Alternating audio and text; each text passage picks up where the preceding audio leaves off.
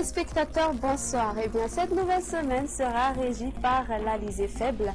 Le nord-est va s'attendre à des crachats, voire même des pluies. Ce sera également le retour des brouillards matinaux sur les hautes terres, gagnant la partie sud de l'île qui va entraîner une baisse des températures minimales. Quant aux maximales, elles subiront une hausse. Donc la journée de demain va se dérouler comme suit. Dans la matinée, il pleuvra sur Antala, Analandsrouf, s'étendant jusqu'à Thomasna, des crachats à prévoir sur Aloch ainsi que sur la partie continentale d'Atmanan.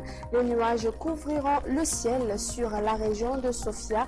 Puis ensuite, le reste retrouvera des éclaircies après dissipation des brouillards matinaux sur Amurunmani ainsi que sur la partie continentale d'Anous et d'Otsimodjefan. Durant l'après-midi, les pluies continueront d'apparaître sur les côtes d'Analandsrouf s'étendant jusqu'à Thomasna. On observera un ciel grisâtre sur les régions de Diana, Sava, Sofia, de même que sur la région de Melak. Et durant la nuit, le ciel redeviendra nuageux sur Analamanga, Itasi, Vaknakar, ainsi que sur Amurunmani et Otmatiach.